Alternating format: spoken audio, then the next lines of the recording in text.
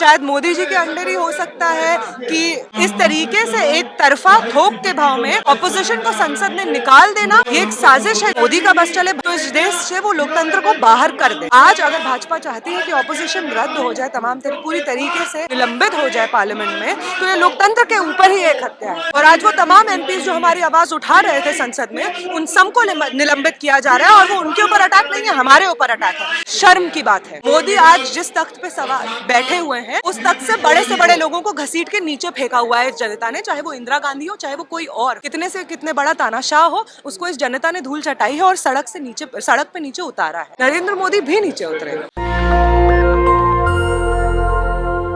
India के 146 सांसदों को सदन से बाहर का रास्ता दिखा दिया गया और सत्ता पक्ष ने कहा कि आप लोग जाइए, सदन में आप लोगों का कोई काम नहीं है। और जो 146 सांसद सदन से सस्पेंड किए गए वे लोग दिल्ली के जंतर मंतर आए हैं, जिसमें राहुल गांधी है, इसके अलावा तमाम और नेता हैं। वे लोग जंतर मंतर आकर के अपनी आवाज़ को बुलंद करने का काम कर रहे हैं। इसके साथ ही जो छात्र संगठन हैं वे लोग भी यहाँ पर आए हैं। देखिए, ये आयशा के लोग हैं, कोई डीयू में पढ़ता है तो कोई जेएनयू में पढ़ाई करता है। मेरे साथ नेहा है। क्या कहेंगी नेहा, 146 सांसदों को सस्पेंड कर दिया गया है, सत्ता पक्ष ने कहा कि आपको कोई काम नहीं है सदन में। सही बात है। अगर आप ये चाहते हैं कि वो लोकतंत्र जो यहाँ की जनता ने सड़कों पर डंडे झेल करके अपने लिए हासिल किया है, आज आप उसी लोकतंत्र को सस्पेंड करना चाह रहे हैं।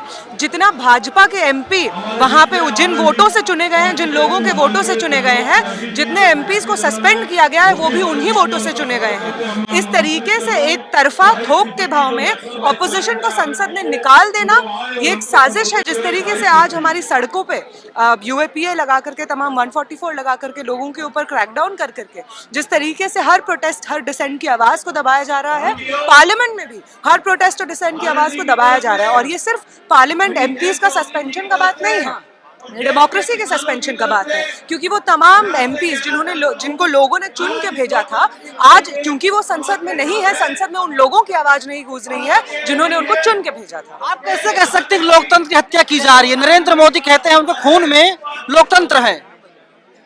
उनके खून में लोकतंत्र इसलिए है क्योंकि इस देश की जनता ने लड़ करके उस लोकतंत्र को इस देश में बसाया है। और आज अगर मोदी का बस चले, भाजपा संघ का बस चले, तो इस देश से वो लोकतंत्र को बाहर कर दे। आज जो ये पार्लियामेंट में हो रहा है कि ऑपोजिशन को आप हटा दे रहे हैं, ऑपोजिशन एक बहुत ही इंपॉर्टेंट एस्पेक्ट है किसी भी डेमोक्रेसी का। आज अगर भाजपा चाहती है कि ऑपोजिशन रद्द हो जाए, तमाम पूरी तरीके से निलंबित हो जाए पार्लियामेंट में, तो ये लोकतंत्र के ऊपर ही एक हत्या है। जिस तरीके से चुनाव की प्रक्रिया लोकतंत्र का एक हिस्सा है, उसी तरीके से ऑपोजिशन भी लोकतंत्र का एक हिस्सा है। तो इन लोग जाकर के चुपचाप रहना चाहिए, सदन में जाकर के हंगामा करते हैं, आवाज बुलंद करते हैं, सवाल पूछते हैं। अरे चुप रहिए, सब कुछ बेहतर रहेगा। अगर चुप रहने के लिए ही लोग चुन के भेजते तो क्या फर्क पड़ता? हमने तो चुन के अपना वोट जब डाला, अलग अलग नेताओं को, अलग अलग पॉलिटिकल पार्टीज के लोगों को हमने तो वोट डाला ही इसलिए कि अगर हमारी सरकार की किसी भी पॉलिसी से डिसएग्रीमेंट हो तो वो लोग जिनको हमने चुन के संसद में भेजा है वो लोग हमारी आवाज उठाएं। और आज वो तमाम एमपी जो हमारी आवाज उठा रहे थे संसद में, उन सबको निलंबित किया जा रहा है और वो उनके ऊपर अटैक नहीं है, हमारे ऊपर अटैक है। जो सवाल वहाँ के एमपी पूछ रहे थे संसद में, ऑपोजिशन के लोग पूछ रहे थे, वो हमारे सवाल थे। अगर उनको सस्पेंड किया जा रहा है तो हमारे सवालों को सस्पेंड किया जा रहा है, लोकतंत्र में डिसेंट की जगह को सस्पेंड किया जा रहा है। आज आखिरी दिन है, सदन की कार्यवाही आज खत्म हो जाएगी और अपोजिशन के सांसद जा भी नहीं रहे क्योंकि जंतर मंतर पर आ गए हैं। सरकार के मन में जो आएगा, जो विधेयक, जो बिल लाना चाहेगी, जो कानून बनाना चाहेगी, सरकार तो बना लेगी। आप सड़कों पर रहिए, कुछ होने वाला नहीं है। अब देखिए, मुझे लगता है कि ये बात इन मौकों पे दो तरीके की ताकतें होती हैं इस देश में। एक होती है संविधान की ताकत, जो कॉन्स्टिट्यूशन में लिखा जाता है, जिसके तहत पार्लियामेंट एग्जिस्ट करता है, जिसके तहत चुनाव होते हैं, जिसके तहत तमाम लोग रहते हैं। और दूसरी होती है सड़कों की ताकत। जो पार्लियामेंट की ताकत है, संविधान की ताकत है, वो ताकत भी इसी सड़क की ताकत में बसाई हुई है। उस पार्लियामेंट में जितने लोग हैं वो इसलिए हैं क्योंकि इस देश में लड़के संविधान, लड़के लोकतंत्र, लड़के चुनाव करवाए गए थे, लड़के उस आजादी से लड़ा गया था जिसके बाद हम लोग एक आजाद हिंदुस्तान बनते हैं और चुनाव की प्रक्रिया होती है यहाँ पे पहली बार आजाद हिंदुस्तान में। तो अगर संसद में पार्लियामेंटेरियंस को नहीं रहने दिया जाएगा तो इन सड़कों से वही सवाल पूछे जाएंगे जो संसद में पूछे गए। इन सड़कों पे खड़े होकर हम पूछेंगे कि वो सेंट्रल विस्ता जिसमें करोड़ों के पैसे लगे हैं टैक्स पेयर के, उस सेंट्रल विस्ता में जब पार्लियामेंट का सेशन होता है तो बीजेपी के ही एमपी किस तरीके से दो लोगों को पास दे रहे हैं और उसके बाद वो घुसते हैं। आपको बेरोजगारी पे बात करनी चाहिए, वो 4 लोग जो बेरोजगारी के खिलाफ आवाज उठा रहे थे, आप उस पर बात नहीं कर रहे हैं। आपको इस पे बात करनी चाहिए कि किस तरीके से आपने इतना करोड़ों रुपया स्पेंड किया वहां पे, उसमें खर्च किया, जिसके बाद उसके बाद सिक्योरिटी ब्रीच हुआ, उस पर क्यों नहीं बात हो रही है? इस पे बात क्यों नहीं हो रही है कि भाजपा के वो एमपी जिन्होंने टिकट प्रोवाइड किया उन लोगों को, वो क्यों नहीं सस्पेंड है? इस पे बात क्यों नहीं हो रही है कि विधुरी जी क्यों सस्पेंडेड नहीं है एक दूसरे पार्लियामेंटेरियन के खिलाफ इस तरीके से अनपार्लियामेंट्री बात बोलने के लिए? संस्कारी पार्टी के नेता की कार्रवाई कैसे होगी, कौन कार्रवाई करेगा? जनता आज भी इतनी हिम्मत रखती है कि बड़े से बड़े नेता के ऊपर कार्रवाई कर सकती है। यहाँ पे जो हम लोग इकट्ठा हुए हैं, तमाम जनता, सिर्फ एमपीज इकट्ठा नहीं हुए हैं। हो सकता है स्टेज पे एमपीज बैठे हो, लेकिन स्टेज के इस तरफ तो आम जनता है। अगर उनको लगता है कि एमपीज को सस्पेंड कर देने से जनता को फर्क नहीं पड़ता है, अगर उन्हें ये लगता है कि जनता को समझ में नहीं आता है कि वो तमाम एक एक वोट जो जनता अपने हाथ से इलेक्शन चुनाव के वक्त डालती है वो उसकी अहमियत समझती है, और आज जब हमारे वोटों को इस तरीके से फिजूल संसद से खदेड़ा जा रहा है, ऑपोजिशन को खत्म किया जा रहा है, तो इन्हीं सड़कों पे आकर हम अपनी आवाज। लेकिन नरेंद्र मोदी ने कहा कि घमंडिया गठबंधन कुछ होने वाला नहीं है, 24 में फिर से मोदी जी आ रहे हैं। अगर इतना ही गठबंधन गठबंधन है और इतना ही उनको डर नहीं लगता है तो क्यों एमपीज को निकाल दिया पार्लियामेंट से? सुन लेते हैं उनकी बात, क्या पूछ रहे थे वो? तो सिर्फ यही बोल रहे थे ना कि जो पार्लियामेंट ब्रीच हुआ है उस पर कमेंट कर दीजिए। आपको इतना ही सिक्योर महसूस होता है कि आप 2024 में आ रहे हैं तो आप क्यों ऑपोजिशन को निकाल रहे हैं पार्लियामेंट से? नहीं निकालते आप। दानिश अली की हिम्मत कैसे हुई और तमाम सांसदों की हिम्मत कैसे हुई कि वो लोग प्ले कार्ड लेकर पहुंचेंगे, काले कपड़े में जाएंगे? हिम्मत कैसे हुई? सवाल है।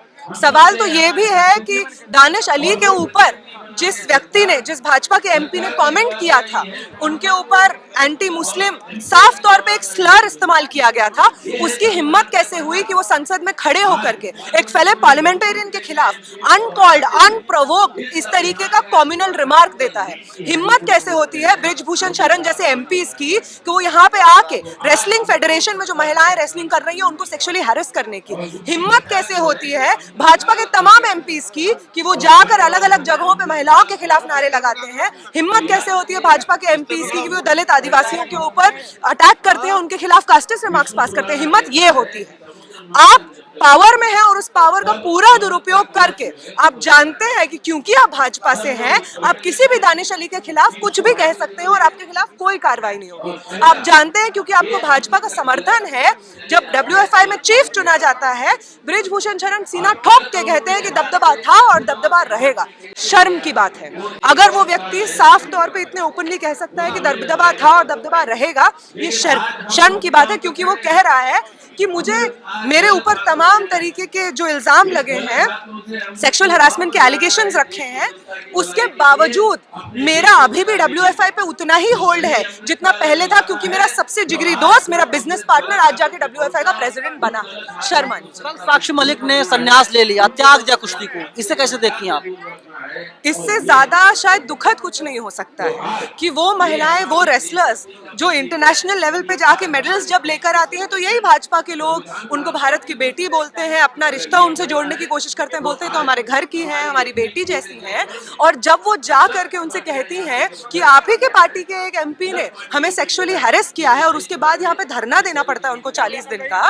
आज जब इतना बड़ा प्रोटेस्ट चला है, बृजभूषण शरण को फाइनली हटाना पड़ा उन्हें, उसके बाद हम लोग देखते हैं कि जब फिर से चुनाव होता है तो बृजभूषण शरण का दोस्त प्रेसिडेंट वहां पे चुना जाता है, और इसको एक बड़ी जीत की तरह देखा जा रहा है। शर्म आनी चाहिए। क्या डिमांड कर रही थी वो जो महिला रेसलर्स थी? वो तो डिमांड कर रही थी कि महिला को प्रेसिडेंट होना चाहिए। वो डिमांड कर रही थी कि वो बॉडीज जो रिस्पॉन्सिबल है सेक्सुअल हरासमेंट को एड्रेस करने के लिए, उन बॉडीज को सशक्त करना चाहिए, जिसके लिए महिला लीडरशिप बहुत जरूरी है।